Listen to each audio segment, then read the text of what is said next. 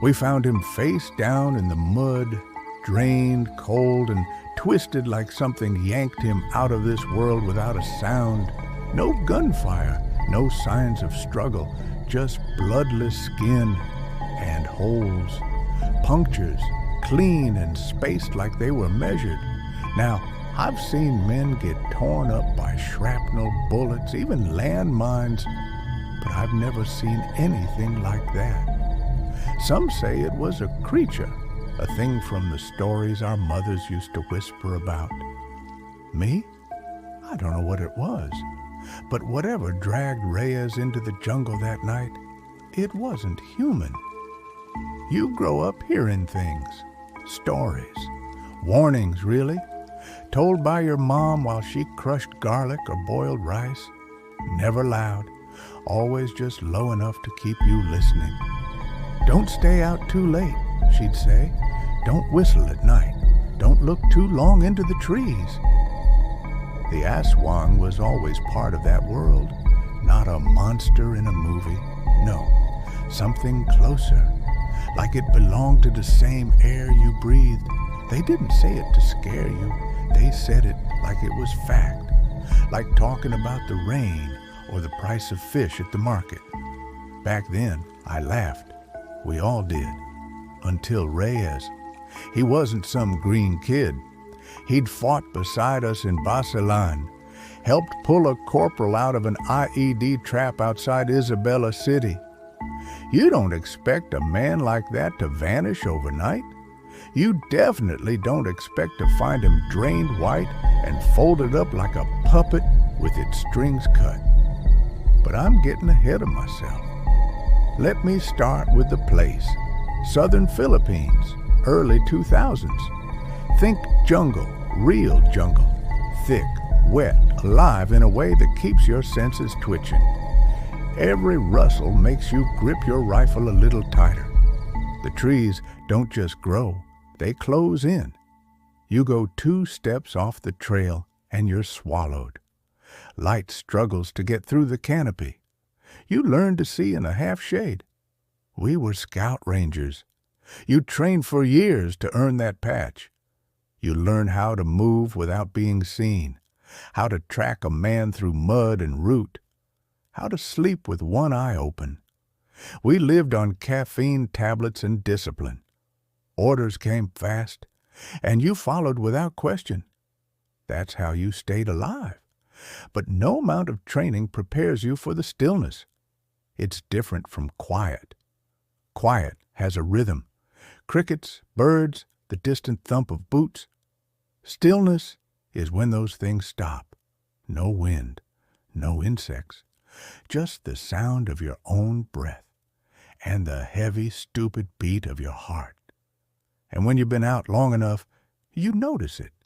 You feel it before it happens. That's when the old stories start to slip back in. It's not something you say out loud. You just feel it in your gut. A kind of tension that sits behind your eyes. You might nudge the guy next to you and whisper, "You hear that?" And he won't answer because he does. The Aswang isn't one thing. It's a dozen things. Some fly, some crawl, some wear the skin of people you trust. The Manananggal. She splits herself in 2 and flies, her guts trailing behind her like ropes. The Tiyanak pretends to be a crying baby until you pick it up. Then it rips your throat out. The old folks say they feed on blood and on grief. They say garlic helps, or salt, or prayer if your soul's still in good shape. I didn't believe any of that. Not really. We were soldiers, man. We believed in bullets and maps and fire superiority. But when we found Reyes like that, laid out under a fig tree, skin like wax paper, eyes wide open like they'd seen the thing that took him, every single one of us thought it. No one said it, but we thought it. Maybe the old folks weren't telling stories. Maybe they were leaving instructions, and we were meant to heed to them. But maybe we just didn't. You don't sign up for the scout ranges if you're looking for comfort. You sign up because you want to be where the line gets thin, where it's just you, your team, and the mission.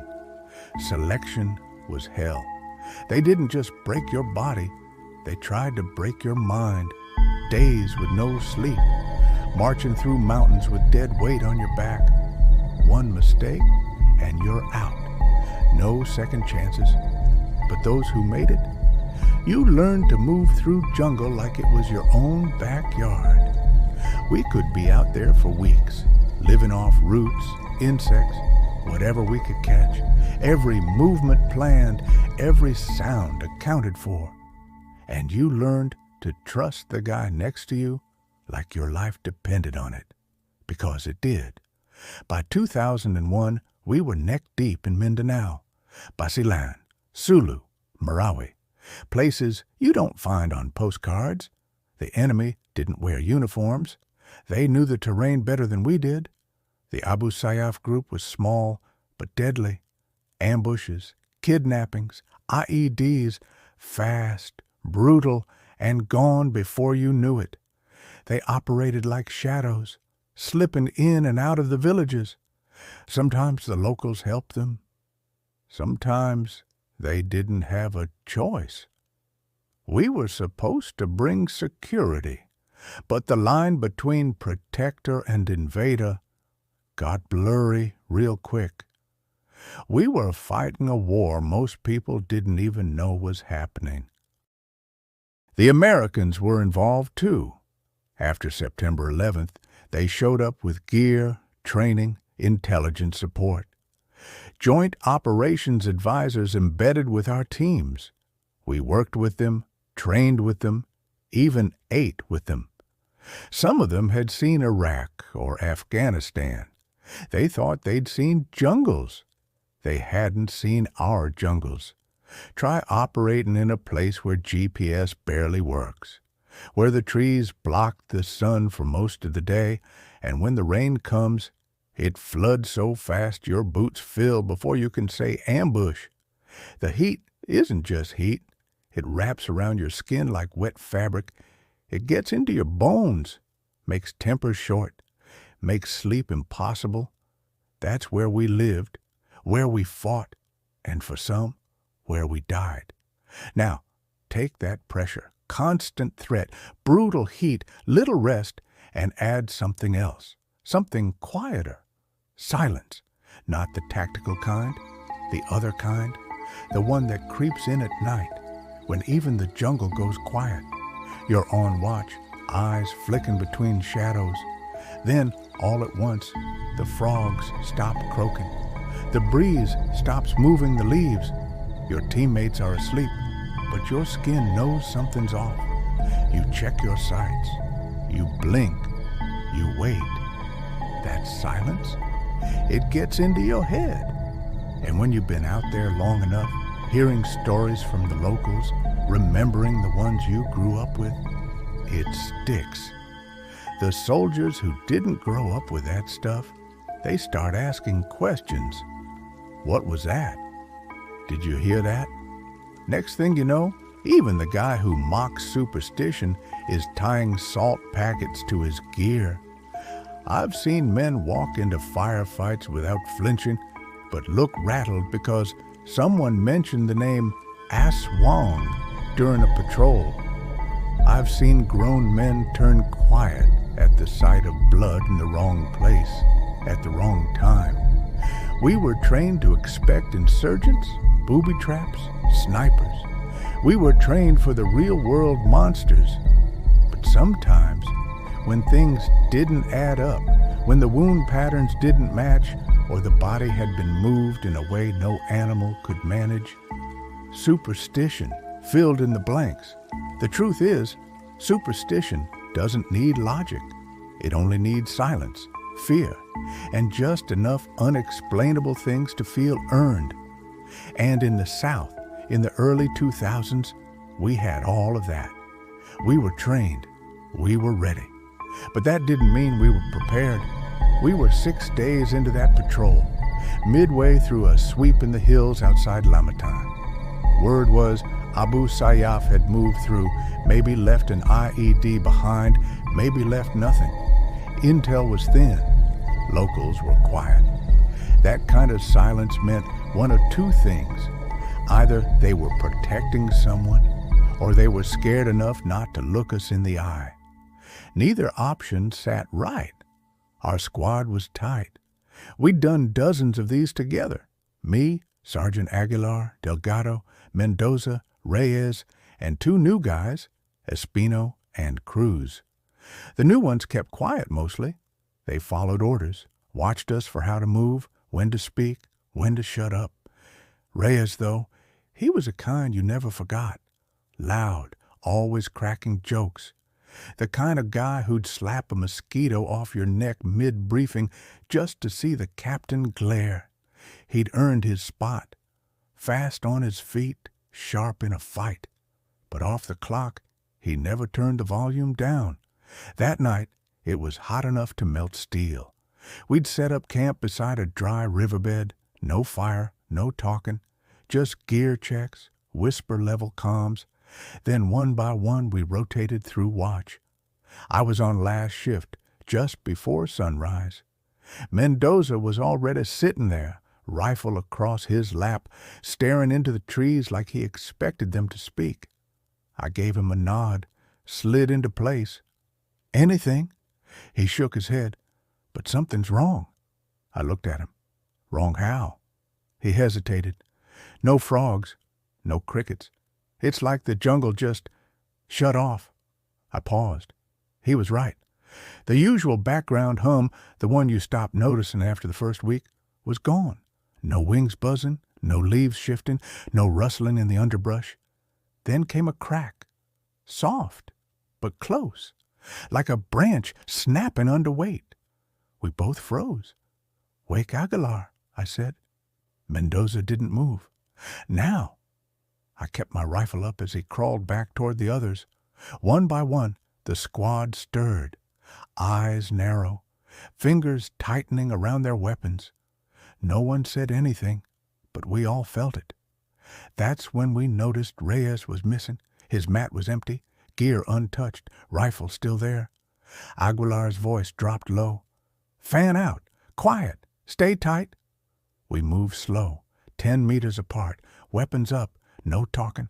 Mendoza spotted it first. "Sir," he called out, barely above a whisper. "Over here."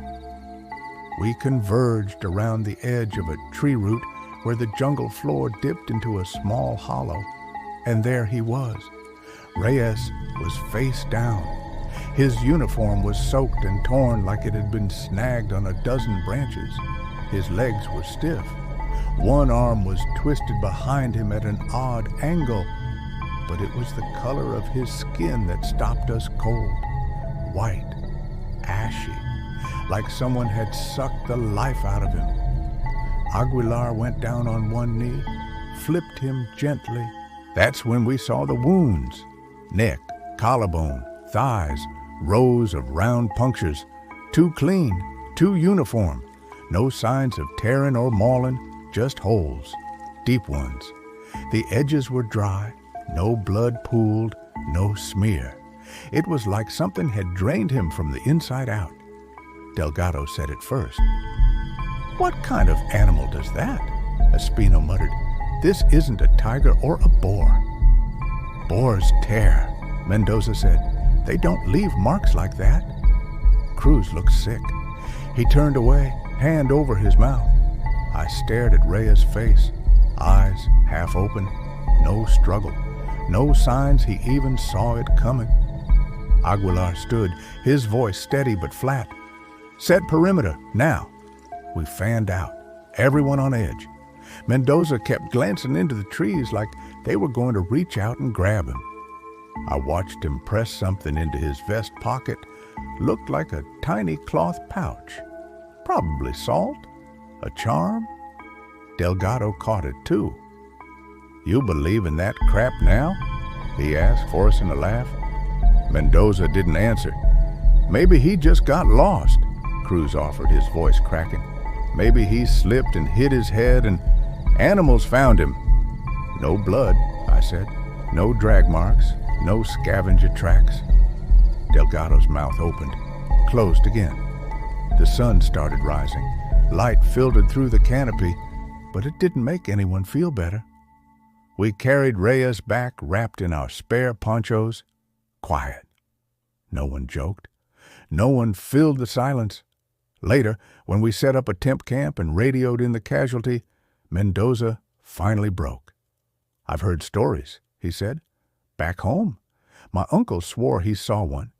Said it came out of the trees, long tongue, eyes like fire.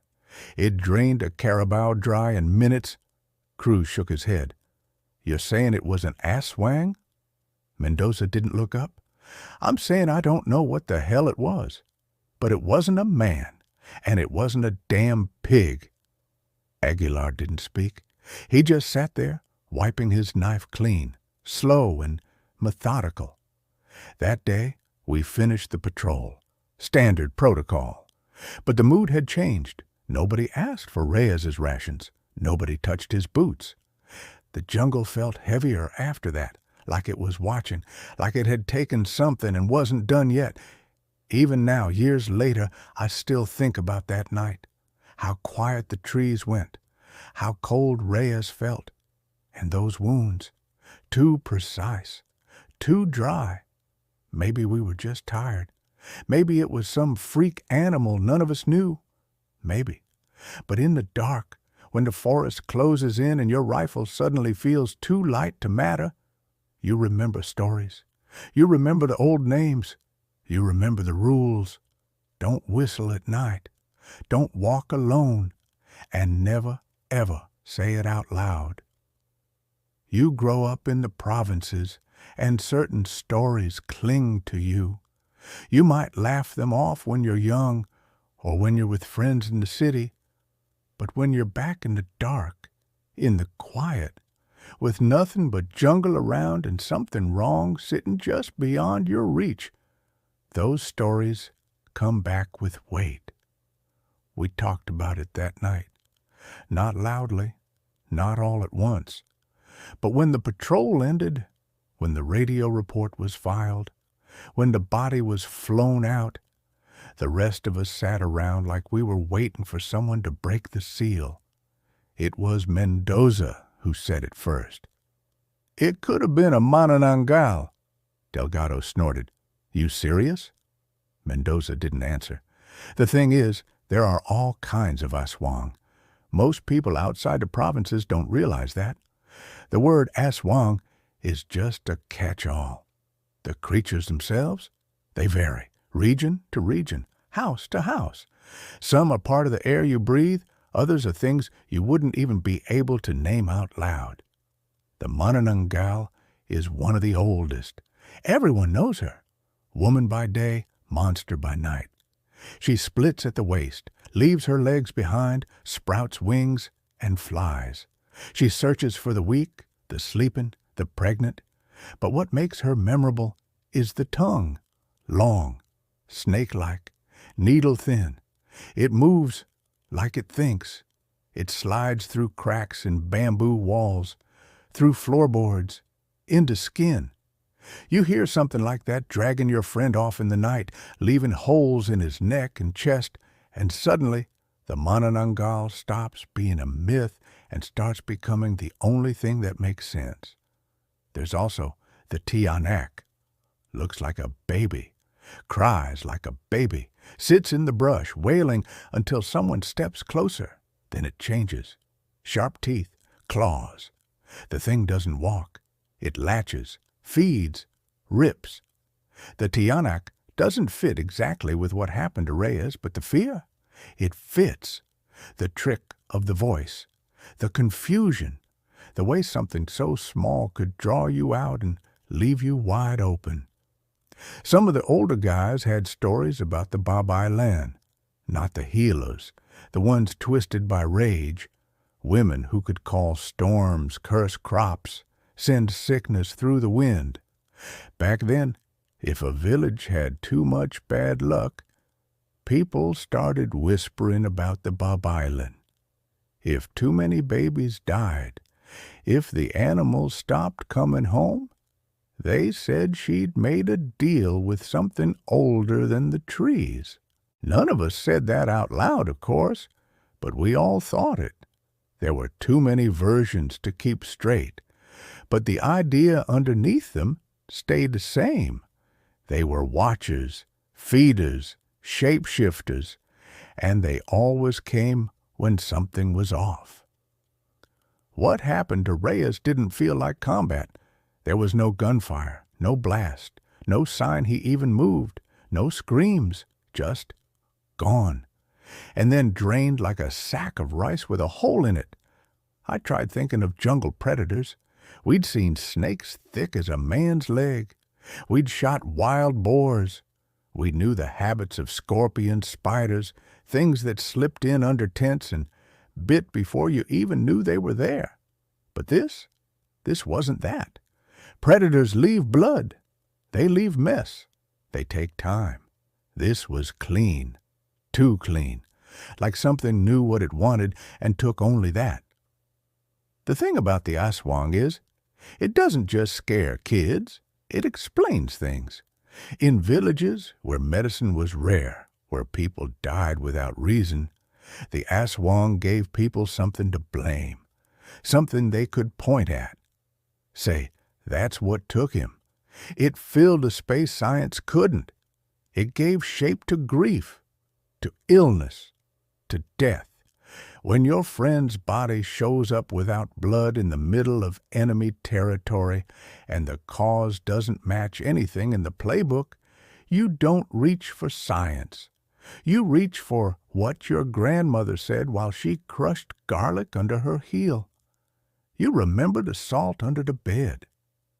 The mirror turned to the wall. We were trained soldiers. We had seen death. We had delivered it. But that morning after, the squad moved like something sacred had been disturbed.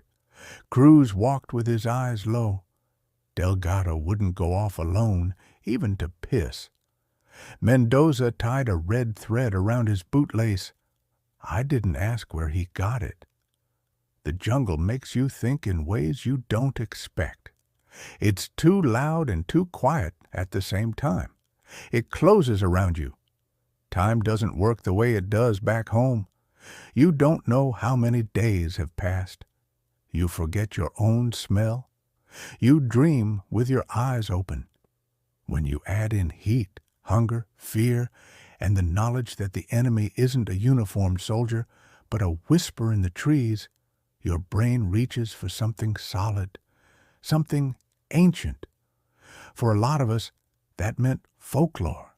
Even Delgado, who scoffed at the Aswang talk, never argued when Mendoza sprinkled salt in a circle around our camp before sleep. He didn't stop him, and that silence, that was louder than any laugh. If you ask me today what I think happened, I'll tell you this. Reyes didn't trip.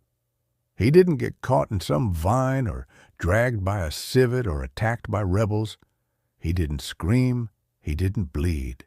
He didn't look scared. He looked taken. Not by a person, not by an animal, by something that moved differently, something that knew where to find the veins, something that wanted just enough to keep going. I don't know if it was a manananggal, or a babaylan, or something else that didn't have a name. I just know the jungle took something that night, and it never gave it back. Myths don't need your permission to exist. They don't wait for you to believe. They just wait. And sometimes, when you're tired and too far from help, and something walks past your tent while everyone else is asleep, you remember why your grandfather said to keep your knife under your pillow. You remember why your mother told you never to answer voices in the woods. And you remember Reyes, because something took him, and that kind of silence doesn't come from this world. You don't leave who you are at the barracks gate. That's a lie they tell you in basic. Like your training scrubs out the rest. Like once you lace your boots and put on the uniform, you're a clean slate.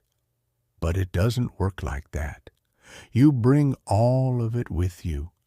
The stories your grandmother whispered during storms, the superstitions your mother followed even when she said she didn't believe in them, the old rules: never whistle at night, don't point at trees, don't mock what you don't understand. They follow you into the jungle, into the dark, into the silence. That's the part no one talks about. We train for everything else: land navigation, close-quarter combat, ambush tactics. We know how to clear a room, how to silence a sentry, how to stay awake for 72 hours straight with nothing but water and adrenaline. But there's no manual for what happened with Reyes, no playbook for when the rules stop working. Because that jungle isn't just terrain, it's old. It's alive in a way that maps and recon photos can't capture. And deep down, we all know it. You walk through it differently when you grow up with these stories. You pay attention to silence the way other people pay attention to gunfire. You learn that fear doesn't always come from the enemy. Sometimes it's already in you, passed down. I used to think those beliefs were for people who didn't understand science, or death, or war. Then I watched men I trusted with my life, go quiet in the middle of a sentence. Saw them cross themselves after stepping in a certain patch of grass. Watched a seasoned corporal freeze because he heard laughter that wasn't there. It doesn't matter how many drills you've done, how many books you've read. When the jungle swallows sound, when a body turns up like Reyes is drained, with no tracks, no fight, no reason, logic doesn't help. You reach for the stories, because sometimes they're the only thing left that makes sense. We weren't just out there on patrol. We were walking inside something bigger, something older than the war, older than the army, a place where spirits are real because belief makes them real. And that's the thing about soldiers. Underneath all the training, we're still people. We carry faith in our pockets. We whisper prayers into the earth. We look over our shoulders even when the radar says nothing's there. Reyes didn't just die. He became part of something. A story passed from squad to squad. His name spoken quieter now, like saying it too loud might wake something up. Was it really an Aswang? I don't know, but I know what fear feels like. I know what silence sounds like when it stretches too long. And I know that every man on that team started watching the trees a little differently afterward. We left the jungle, but parts of it came with us.